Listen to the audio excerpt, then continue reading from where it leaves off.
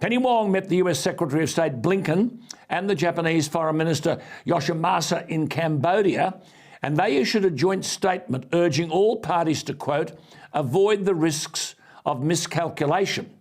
They condemned Beijing's, quote, launch of ballistic missiles, 5 of which the Japanese government reported landed in its exclusive economic zones, and they urged China to, quote, immediately cease the military exercises over the Taiwan Strait. The Defence Minister, Richard Marles, has urged an end to China's military operations that have encircled Taiwan, and they've accused Beijing of breaching United Nations rules requiring countries to ensure peace and security in international waters. The Japanese Prime Minister Kishida has asked China to immediately stop its military exercises around Taiwan, and Japanese entry into the dispute has deepened an already volatile situation and escalated military competition in the South China Sea, where China has illegally staked territorial claims. You see, there is a median line that divides democratically governed Taiwan from China. But on Thursday, 100 warplanes harassed the area around the line, and more than 22 fighter jets crossed the line. Illegal. Senator Wong, our foreign minister, told her Chinese counterpart Wang Yi on Friday to his face that Australia shared the region's concerns about Beijing's unprecedented military intimidation.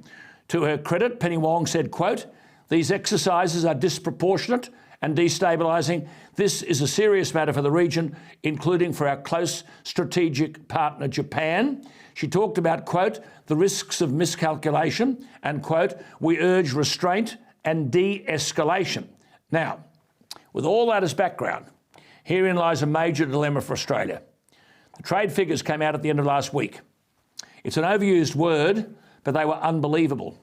And they provide 2 major wake-up calls for Australia. Firstly, our export prosperity is built on 2 things, according to these figures: selling to China and selling coal, gas and iron ore to the rest of the world.